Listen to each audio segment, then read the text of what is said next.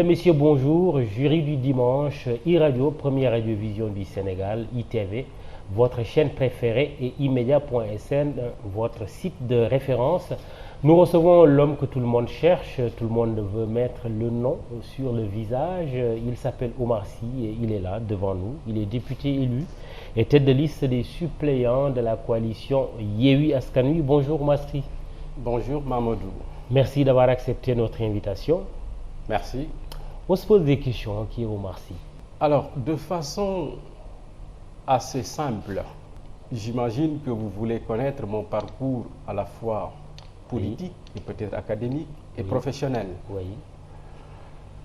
Alors, pour ce qui est de mon parcours académique, je vais sauter le reste pour aller tout de suite vous dévoiler mon profil académique. Je suis sociologue des organisations de formation. Oui. Bien entendu, après le bac, j'ai été orienté ici à l'université Cheikh Anta Diop de Dakar, au département de sociologie, où j'ai passé une année. Ensuite, j'ai eu l'opportunité d'aller poursuivre les études en France.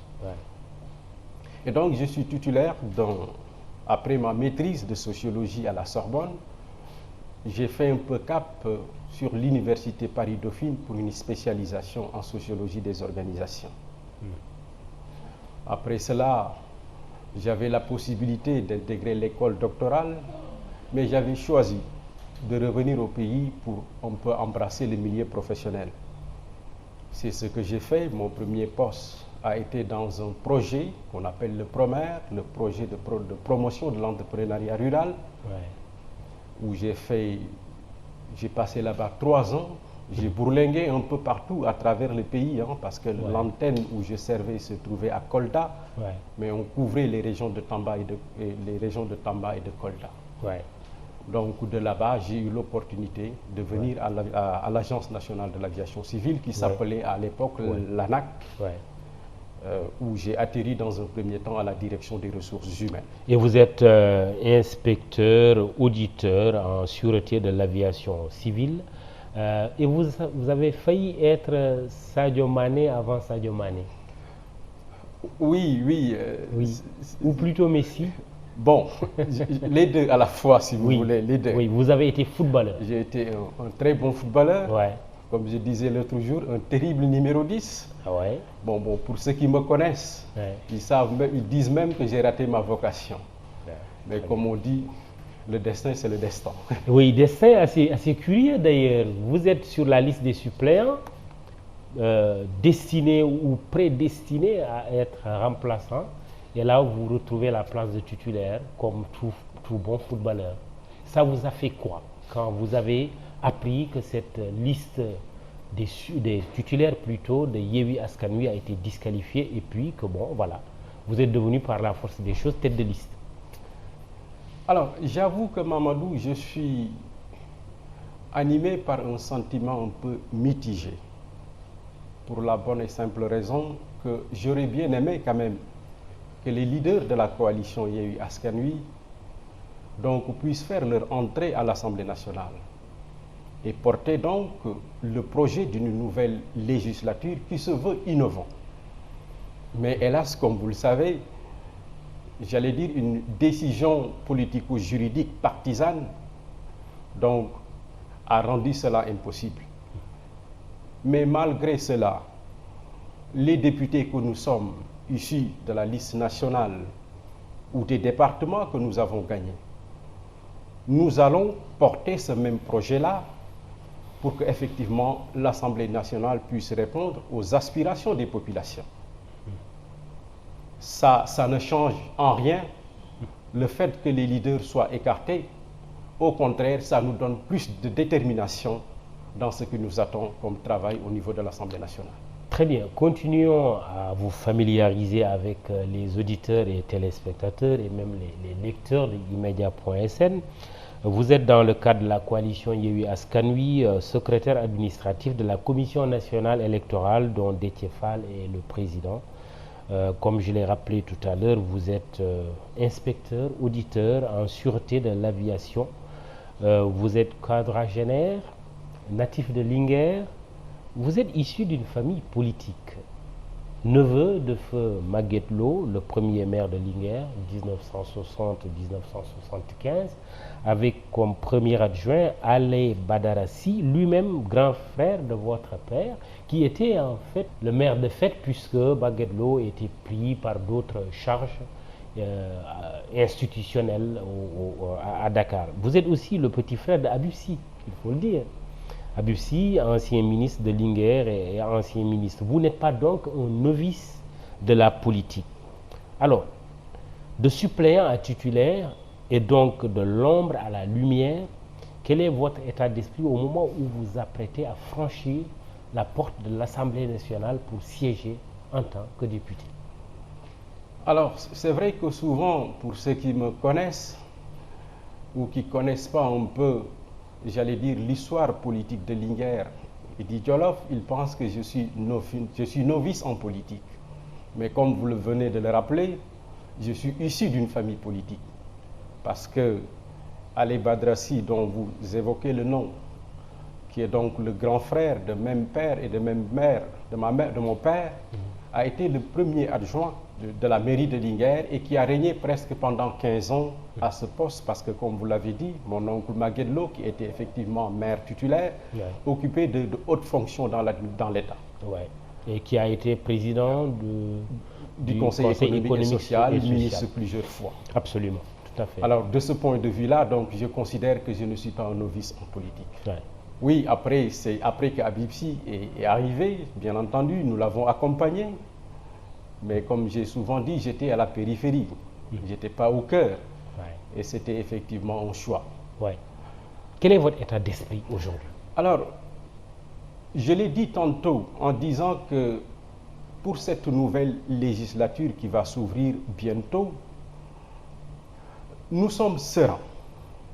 Nous sommes sereins parce que simplement, nous avons la conviction, la ferme conviction, que ce qui nous arrive aujourd'hui n'est pas le fait du hasard. D'abord, dans un premier temps, je l'ai dit en disant que c'est une décision politico-juridique partisane qui nous a amenés à cette situation.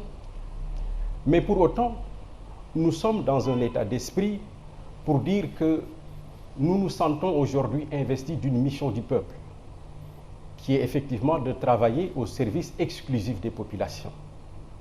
Et cette mission-là, nous comptons l'assumer pleinement avec, bien entendu, le soutien et l'appui des leaders de la coalition Yewwi Askan Wi. Alors, souvent on nous pose la question en nous disant, est-ce que vous serez presque des marionnettes à l'Assemblée nationale parce que ce sont les leaders qui vont prendre les décisions à votre place. Les décisions qui vont tirer les ficelles, oui. Et alors, vous répondez quoi? Non, en réalité, nous sommes dans le cadre d'une coalition. On ne pourra pas se passer, et ce ne serait même pas intelligent, de l'expérience parlementaire de certains leaders, de leur expérience professionnelle et de leur vécu politique. Nous allons effectivement profiter de cette aubaine, mais comme je dis souvent, je me dis que la question de l'innovation, parce que très souvent, comme dans les organismes, dans les organisations, on pense que l'innovation vient forcément d'en haut. Mais dans cette assemblée, l'innovation peut venir aussi d'en bas. C'est-à-dire que c'est nous les députés qui allons mettre la main à la pâte. L'innovation peut venir de nous, bien entendu, mais comme l'innovation peut aussi venir du top management, c'est-à-dire la conférence des leaders. Oui. Mais c'est selon. Quelle que soit la situation, nous sommes dans une coalition où nous sommes appelés à réfléchir ensemble avec les leaders et que toutes les bonnes décisions que nous pensons être au bénéfice des populations, nous allons le mettre en œuvre. Bien entendu, c'est nous qui allons le porter. Oui, vous le dites. Quand vous pensez qu'une décision est bonne, vous allez la porter. Mais est-ce que quand vous sentez que cette décision, qu'une décision émanant du top management ne le serait pas, vous aurez la même attitude? Non, vous savez, dans le cadre d'une coalition, les décisions se prennent de façon collégiale. Moi, je ne suis pas membre de la conférence des leaders. Bien entendu, mon parti fait partie de la conférence des leaders. Mais je suis convaincu que les décisions, en tout cas toutes les propositions qui seront faites pour l'amélioration des conditions de vie des Sénégalais à travers l'Assemblée nationale seront discutées et bien entendu, notre avis comptera certainement. Oui, en tant que député, parce que Tout à c'est vous fait. qui siégez. Tout à fait. Vous ne serez pas là juste voilà, comme des marionnettes, c'est vous qui avez sorti le mot. En tout cas, vous ne serez pas des béni-oui-oui. Ça ne peut pas être cela, parce que nous aussi, nous avons un vécu, nous avons une expérience, nous avons des compétences, mais comme je l'ai dit, nous ne pouvons pas nous passer de cette expérience qui pourra nous servir dans le cadre de notre législature. Ça, il faut que les gens le comprennent. Oui. Ce n'est pas une façon de nous dédouaner. C'est une façon de dire simplement que la coalition Yewwi Askan Wi est une coalition de propositions. C'est un projet. Et ce projet, il est porté, oui, bien entendu, par des hommes et des femmes, mais tout cela se passe de façon démocratique et effectivement, toutes les décisions qui vont sortir de ces discussions-là nous serviront effectivement à mener à bien notre mandature. Dans le même sillage, Abdou Diouf vous pose la question suivante, ou même les questions suivantes. Est-ce que vous n'allez pas trahir le peuple qui a opté pour le changement jusqu'à voter en masse pour des gens qui ne lui sont pas familiers? Est-ce que vous serez loyaux à ces leaders comme Sonko, Khalifa Sall, Déthié Fall, qui ont fait le tour du pays pour que vous soyez élus et que vous puissiez siéger à l'Assemblée et défendre le projet d'Ayo? Seriez-vous loyaux jusqu'au bout? Alors d'ailleurs, vous me donnez l'occasion de remercier les leaders de la coalition Yewwi Askan Wi. Parce que malgré le fait qu'ils ont été écartés de ces élections, vous avez vu comment ils ont porté le combat. Et d'ailleurs, pour nous, c'était une façon de leur rendre justice. Et ils l'ont fait de la plus belle des manières. En réalité, nous avons le même engagement que ces leaders-là. Nous venons de partis politiques qui ont accepté volontairement de faire partie d'une coalition. Nous ne sommes pas arrivés là par hasard. Quand je parle de nous, je parle des députés, aussi bien qui sont investis sur la liste nationale, mais aussi les départements que nous avons gagnés. Ces leaders-là, ils ont leur engagement politique. Nous avons notre engagement politique. Je ne vois pas en quoi on serait j'allais dire, trahir ce projet que nous avons défendu. Vous ne nous avez pas vu peut-être trop pendant le temps de la campagne. Ouais. Mais on était en train de travailler au niveau de la base. On ne vous a pas dit mettez-vous de côté là? Mais pas du tout, ça c'est une stratégie. Nous avons choisi dans la stratégie de Yewwi Askan Wi que effectivement, et il faut le dire, je n'ai pas l'envergure politique de Ousmane Sonko. Je pense que la stratégie que nous avons mise en place, qui a consisté à dire que ce serait mieux que les leaders soient plus en avant, mais vous avez vu qu'à chaque fois qu'ils sont arrivés dans un département, dans le cadre de la campagne électorale, ils ont mis en exergue les candidats qui sont soit investis au niveau du département ou qui sont sur la liste nationale et qui sont originaires de ces départements. Ça, c'était notre stratégie et cela a payé. Très bien, mais la loyauté au Sy, poussée à l'excès, peut équivaloir à la soumission. Pas du tout, Mamadou. Ce n'est pas une question de soumission. La loyauté, qu'est-ce que cela veut dire? Ces leaders qui ont porté le combat au nom de la coalition Yewwi Askan Wi et peut-être qui nous ont permis d'arriver aujourd'hui à l'Assemblée nationale. Mais nous avons les mêmes convictions que ces gens-là. Pourquoi on ne nous poserait pas la question qu'un leader peut faire aussi défection? Pourquoi on le penserait du côté des députés qui sont sur la liste des suppléants ou même qui ont gagné au niveau des départements? Ce n'est pas juste. Je ne vois pas en quoi nos convictions qui nous ont poussé effectivement à adhérer à cette coalition par l'intermédiaire de nos partis politiques nous amènerait à trahir notre projet. Ça, je crois que c'est un discours qui ne tient pas et vous en rendrez compte très naturellement au cours de cette législature-là. Loyaux mais pas soumis. Ça ne peut pas être ça. Oui, on est loyaux, mais on ne peut pas être soumis. Très bien.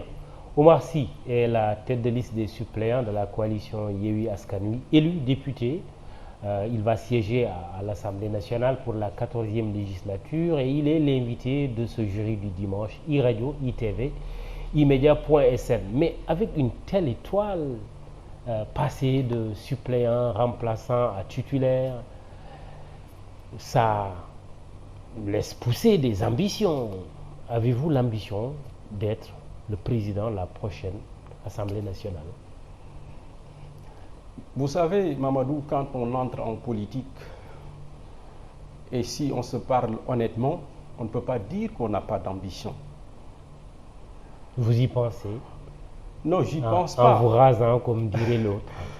J'y pense pas, mais pour vous dire simplement que s'il arrivait à ce qu'on me propose, d'occuper ce poste de président de l'Assemblée nationale, je ne le refuserai pas. Vous êtes prêt? Ce n'est pas de la prétention. Vous êtes prêt, si on vous propose d'être candidat à la présidence de l'Assemblée nationale, de l'assumer? Mais bien entendu, mais comme je dis, ce n'est pas de la prétention.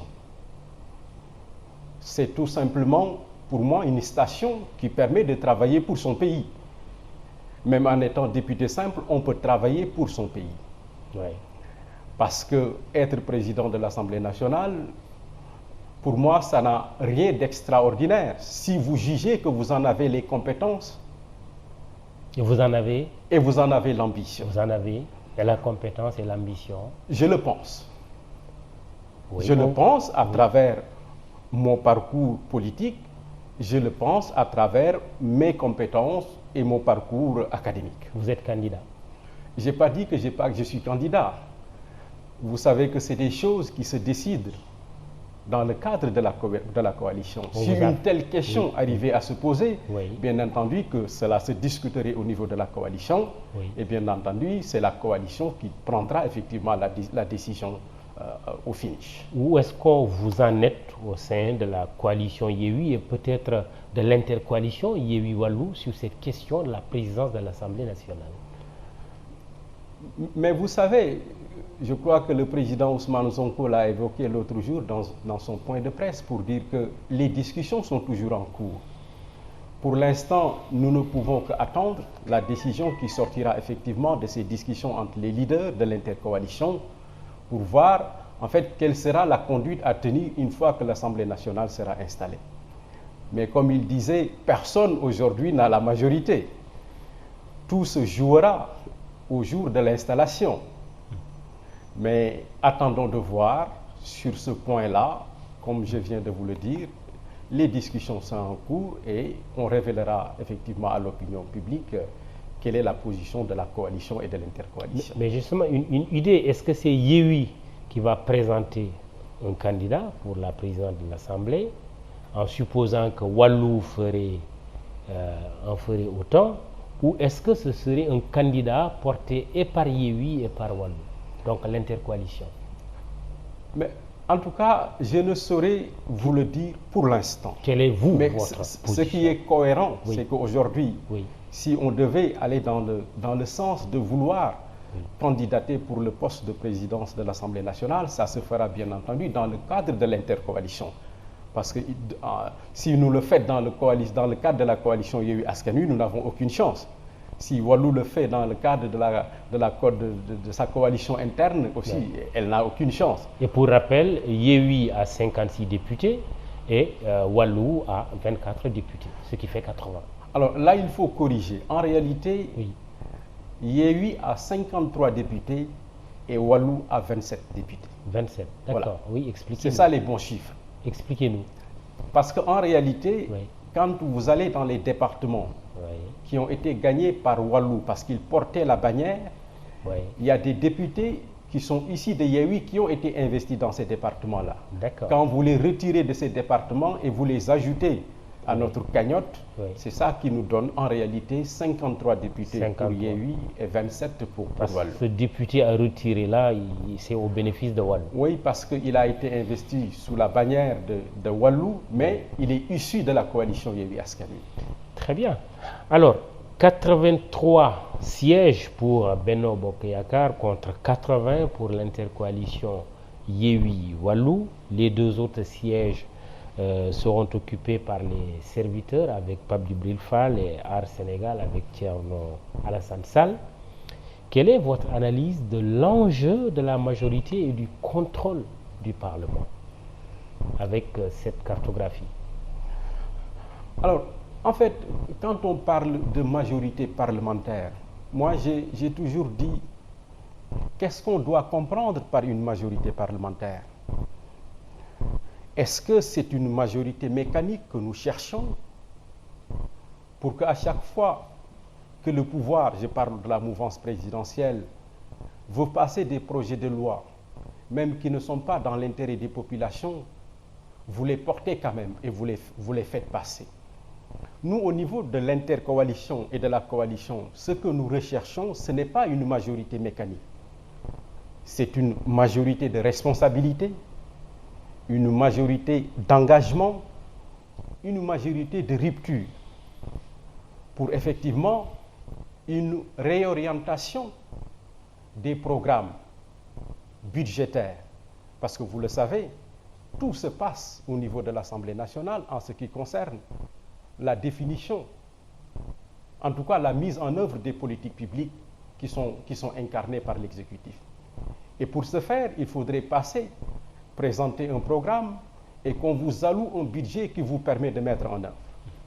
Et de ce point de vue-là, avoir une majorité mécanique qui vous permet à chaque fois de besoin de l'utiliser sans se soucier de l'impact que cela peut avoir sur les populations, pour moi, ça n'a aucune importance parce que ce n'est pas ça que nous attendons d'un député du peuple. Nous, ce que nous voulons, c'est une majorité de responsabilité qui nous permet effectivement d'orienter les actions de l'État vers les priorités. Oui, toujours est-il qu'il y a les faits qui sont là. 83 sièges pour Benno Bokk Yakaar parce que Pape Diop, député, a décidé de s'allier avec Benno Bokk Yakaar qui a 82 sièges. Vous, cumul sièges Wallu Yewwi Askan Wi, c'est 80 plus les deux autres sièges, comme je viens de l'indiquer tout à l'heure. Ça, c'est un fait. Comment vous allez faire passer, par exemple, les réformes que vous souhaiteriez porter? Comment, avec un tel cas de figure? Alors, pour ce qui se profile à l'Assemblée nationale, moi, je renvoie ces trois députés que vous avez évoqués à leur propre responsabilité. Parce que je crois que nous sommes à un moment important de l'histoire politique du Sénégal. Ils ont pris leurs responsabilités déjà. Oui, bien Pape entendu. Diop a décidé de s'allier avec Benno. Thierno Alassane Sall et Pape Djibril Fall ont décidé de ne rallier aucun des des deux camps, camp Benno et camp Yewwi Wallu. Oui, c'est ce que je suis en train de dire. Ils ont pris leurs responsabilités. Ouais. Pape Diop a pris sa responsabilité et a dit effectivement qu'il va rejoindre la majorité présidentielle. Les autres ont déclaré, je crois, qu'ils sont des non-inscrits. Exactement. Mais ce qui importe pour moi, c'est que je considère que le temps de la campagne électorale, ils ont tous arboré le menton d'opposants au président Macky Sall. Ils ont parlé au peuple sénégalais. Et je crois que c'est sur cette base que le peuple sénégalais a décidé de leur octroyer un certain nombre de suffrages. Je ne critique personne, je ne blâme personne. Tout le monde est libre de prendre une décision politique. Mais ce que je veux dire simplement, c'est que nous avons une opportunité majeure d'expérimenter la cohabitation au Sénégal. Et je crois que l'histoire retiendra le rôle que ces trois députés auront joué pour la concrétisation ou non de cette opportunité. Vous leur dites, venez, on va faire équipe, on va faire cause commune. Mais c'est ce que je dis. Si pendant la campagne électorale, ce qu'ils ont vendu aux Sénégalais, c'est d'affirmer leur opposition au régime. On peut se poser la question, est-ce que ce n'est pas sur cette base-là que les électeurs ont décidé de leur accorder un suffrage?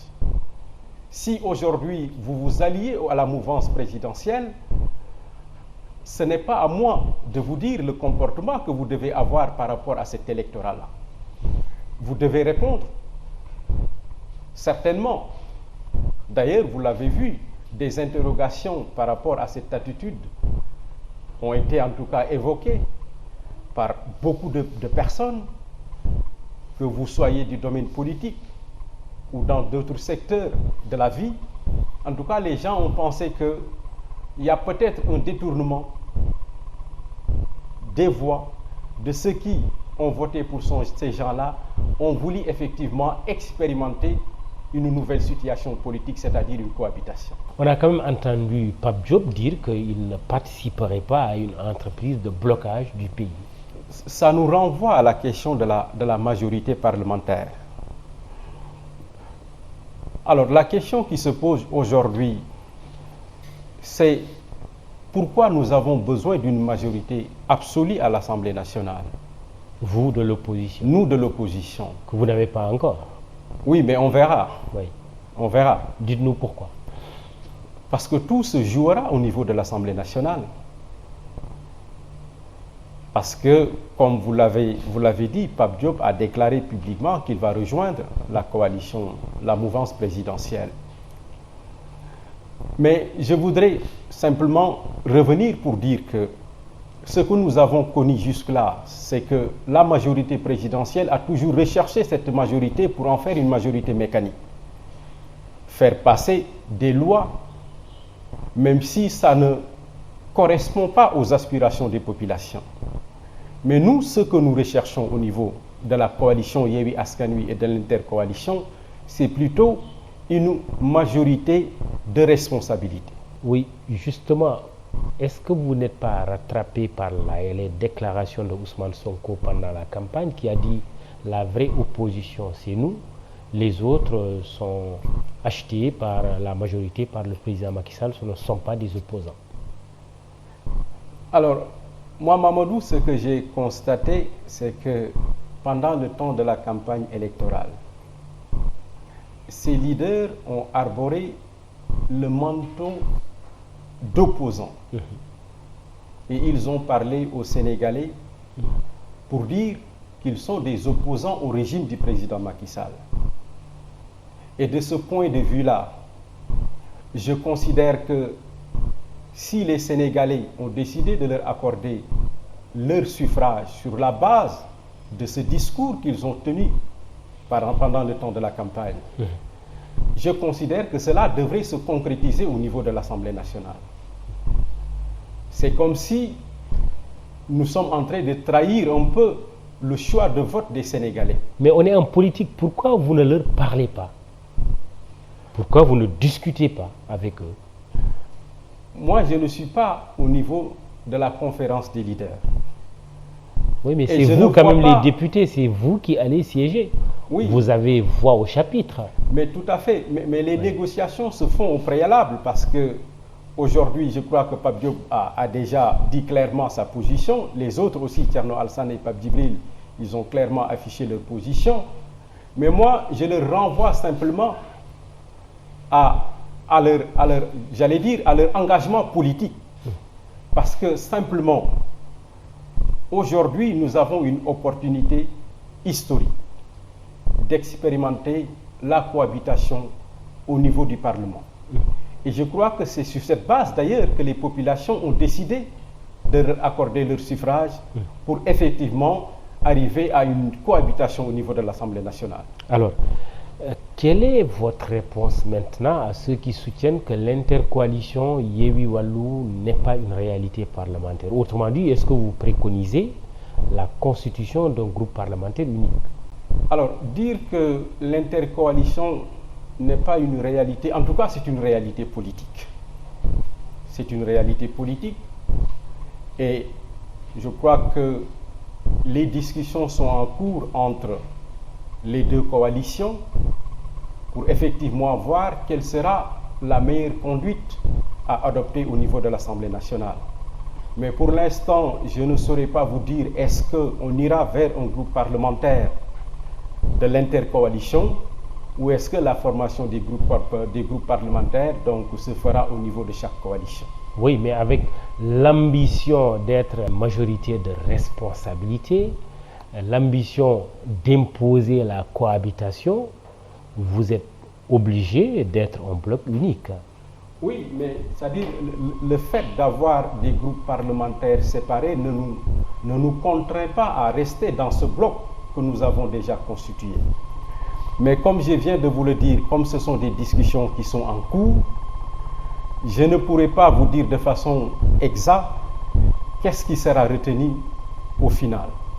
Mais dans tous les cas, cette intercoalition, elle est appelée à travailler ensemble au niveau de l'hémicycle et je ne vois pas pour quelle raison, effectivement, cette solidarité que nous avons déjà engagée et qui a poussé effectivement les populations à nous accorder donc leur suffrage, qu'on puisse aller de travers par rapport à cette ambition-là.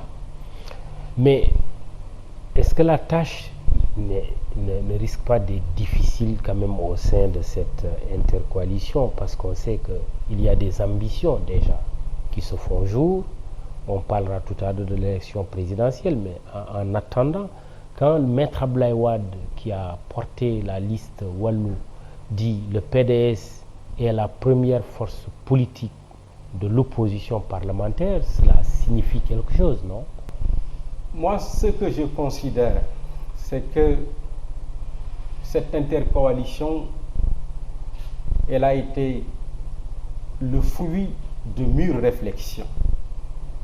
Elle a été le fruit d'une volonté de soulager les populations. Et nous avions pensé que cette élection législative était une belle opportunité pour pouvoir concrétiser cette ambition que nous avions dans les deux camps. Alors, je ne pense pas que la question du leadership se posera au sein de l'hémicycle. Forcément, les leaders trouveront un terrain d'entente qui nous permettront effectivement au niveau de l'hémicycle. Et je ne crois pas que cela puisse être autrement, parce qu'effectivement, les Sénégalais, c'est ce qu'ils attendent de nous. Oui, mais en toile de fond, peut-être quand Maître Wade, qui est quand même un politicien expérimenté, dit le PDS est la principale force de l'opposition parlementaire, en toile de fond, il y a la chefferie de l'opposition qui est en jeu. Chef de l'opposition, un vieux débat qui n'a jamais été tranché. Qu'est-ce que cela vous inspire comme réflexion? Alors, chef de l'opposition, je crois que jusqu'à présent, moi, je n'ai pas vu les critères qui permettent de définir qui doit être chef de l'opposition. C'est vrai que cela a été introduit dans la réforme constitutionnelle, mais on ne nous a pas encore donné les critères qui permettent aujourd'hui de définir de façon objective qui est chef de l'opposition. Si on se base simplement sur les résultats de l'élection législative qui vient de se terminer, oui, je vous dirais que nous sommes dans le cadre de l'intercoalition. Donc ce n'est pas des partis politiques séparés. Aujourd'hui, c'est des leaders issus de partis politiques qui se sont retrouvés dans une coalition et ça a donné ce que vous savez en termes de résultats électoraux. Est-ce que sur cette base, vous pensez qu'on peut définir objectivement qui est le leader de l'opposition? Donc c'est un débat qui n'est pas encore tranché, oui. Donc, et ça mérite réflexion.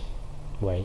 Et cette réflexion devrait-elle consister à dire le candidat arrivé deuxième à l'élection présidentielle doit être le chef de l'opposition, ou plutôt est-ce que c'est le parti de l'opposition le plus, comment dire, qui a le plus de sièges à l'Assemblée nationale qui doit être désigné chef de l'opposition? Alors, vous savez, moi je pense que tout cela doit être discuté dans la classe politique. Parce que peut-être il y en a qui vous diront que la référence c'est l'élection présidentielle. C'est la rencontre d'un homme avec son peuple. Peut-être il y en a qui vous diront que non, la référence, ça doit être les élections législatives.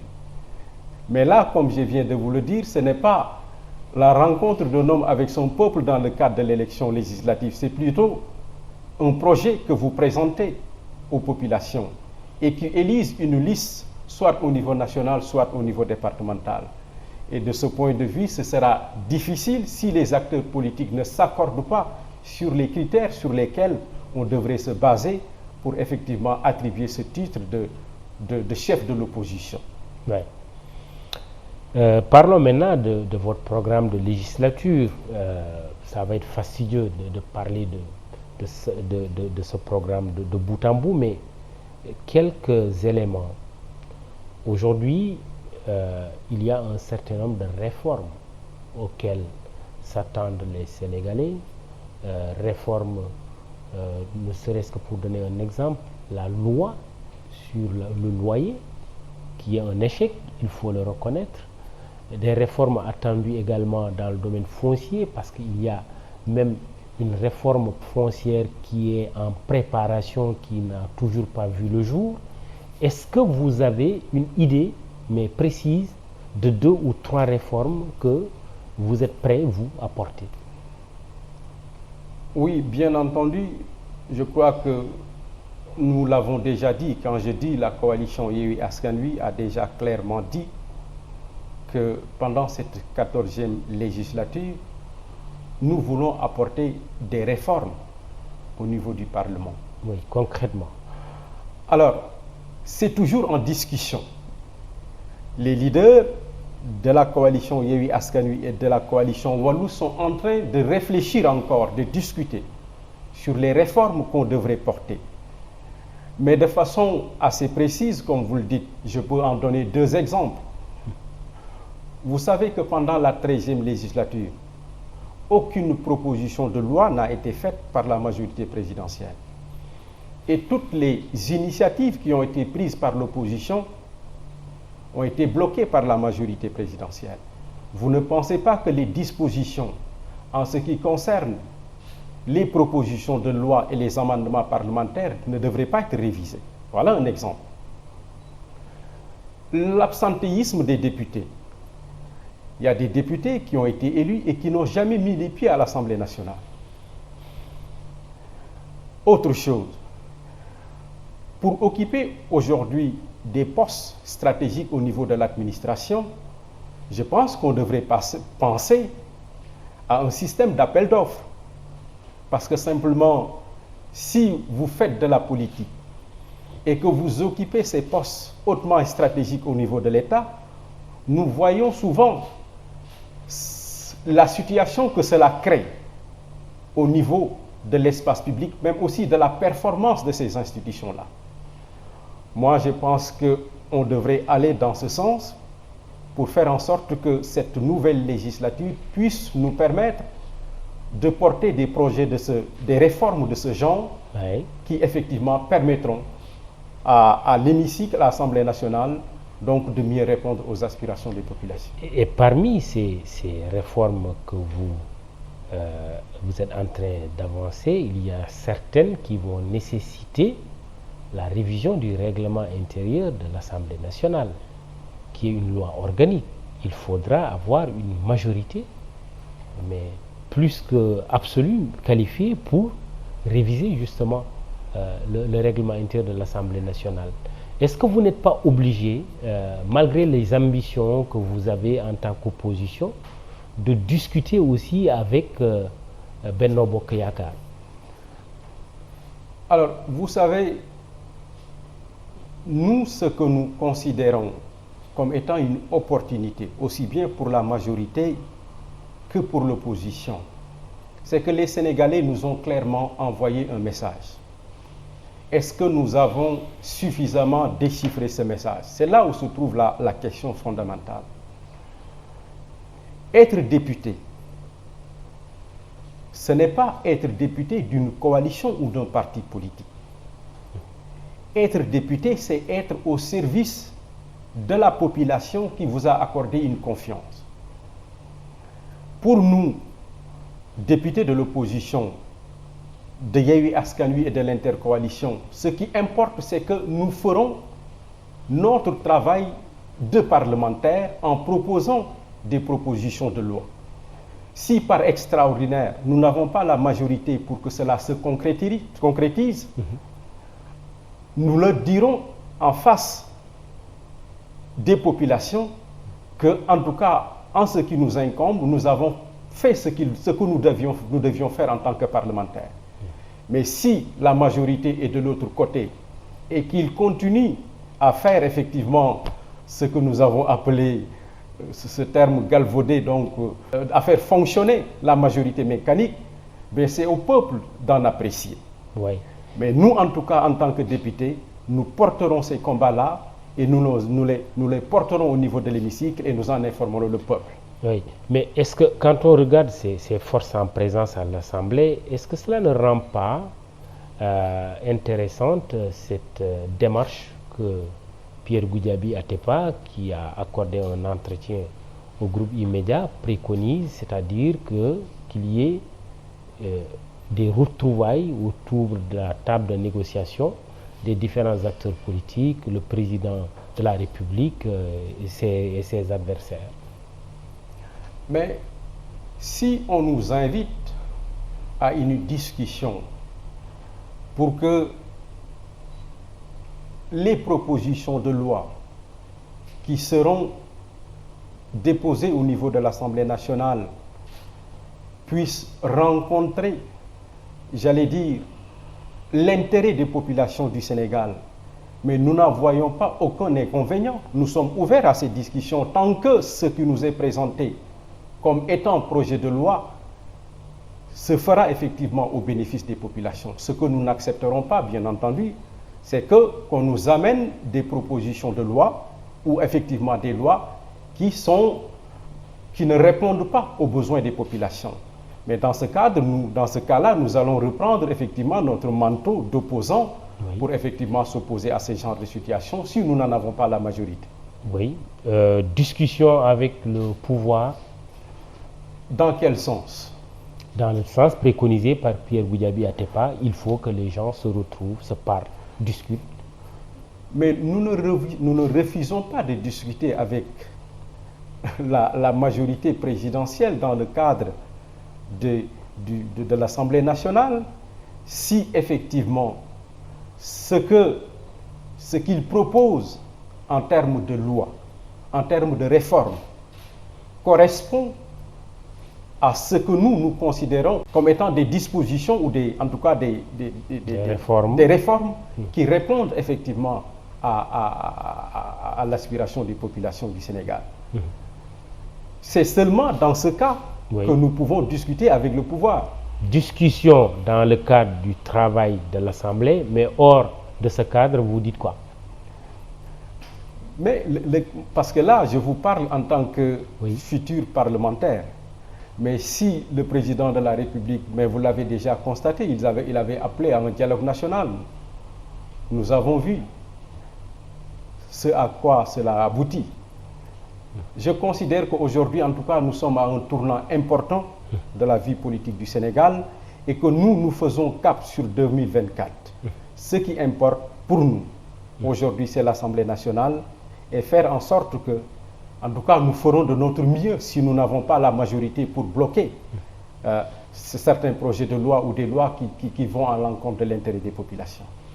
Alors, je rappelle que nous recevons dans ce jury du dimanche Omar Sy, c'est la tête de liste des suppléants de la coalition Yewwi Askan Wi, membre de l'intercoalition Yewwi Wallu. Il est donc élu député à l'Assemblée nationale. Parlons de l'élection présidentielle de 2024. Des candidatures déjà annoncées au sein de Yewwi et également Wallu. Dernière en date, celle du leader de Pastef, Ousmane Sonko.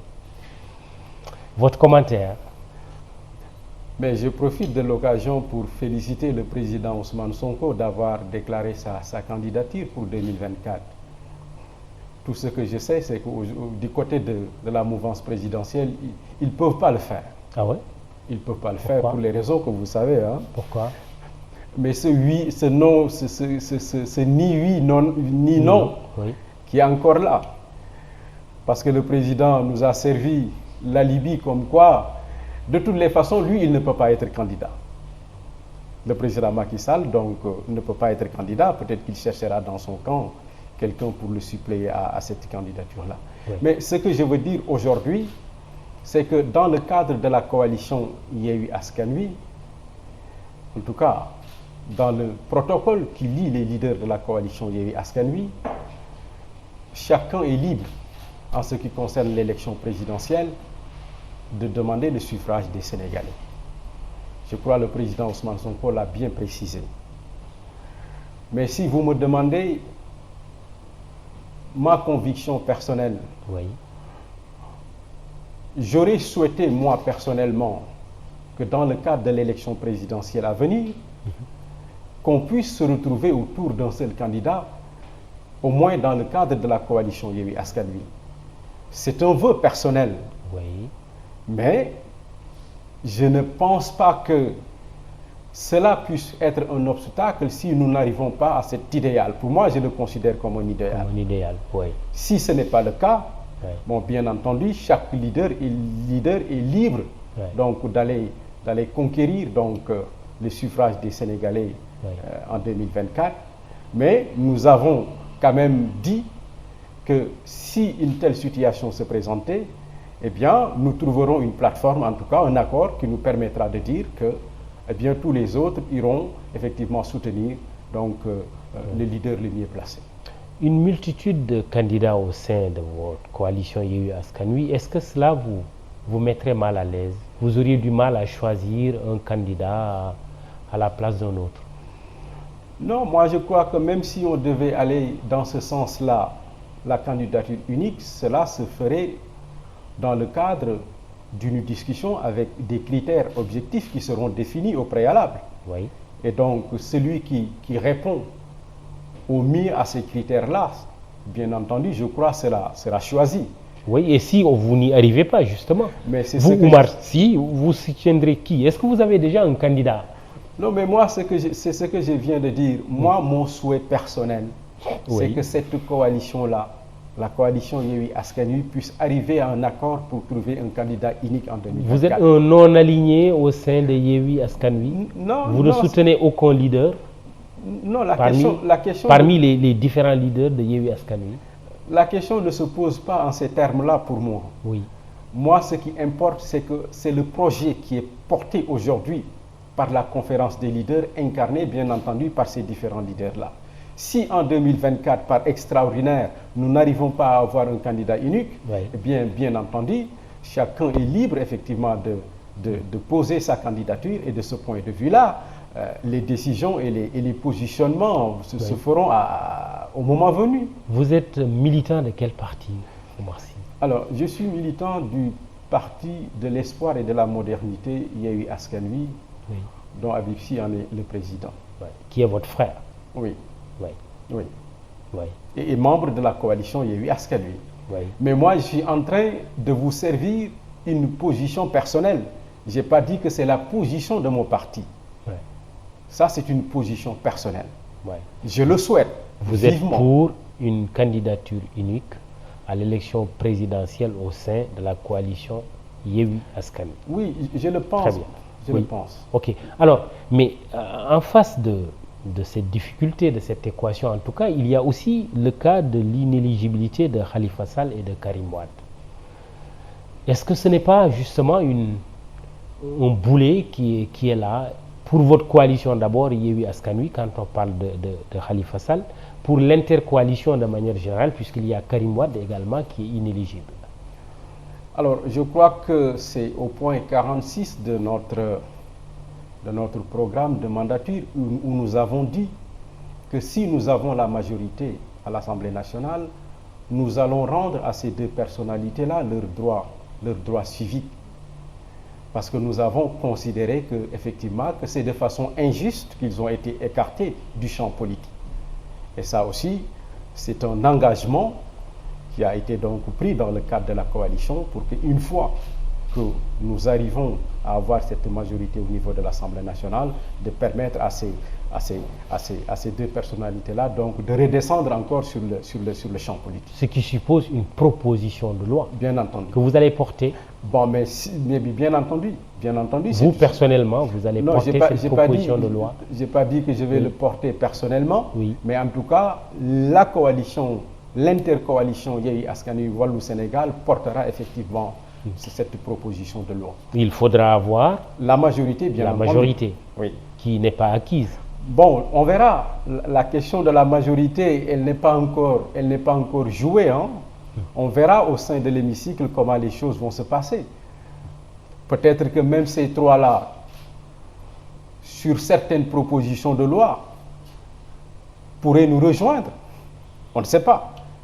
Même si on ne sera pas d'accord sur toute la ligne, peut-être qu'ils vont nous rejoindre pour certaines propositions de loi.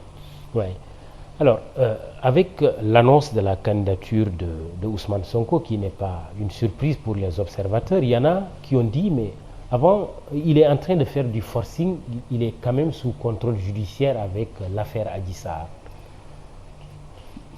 Mamadou, moi je crois que pour ce qui est du président Ousmane Sonko, toutes les tentatives pour l'empêcher d'être candidat en 2024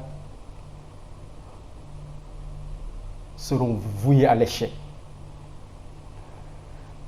Moi, je crois qu'aujourd'hui, le pouvoir, l'État du Sénégal gagnerait mieux, le président Macky Sall gagnerait mieux à avoir une sortie honorable plutôt que de chercher à empêcher des leaders politiques de se présenter à une élection présidentielle.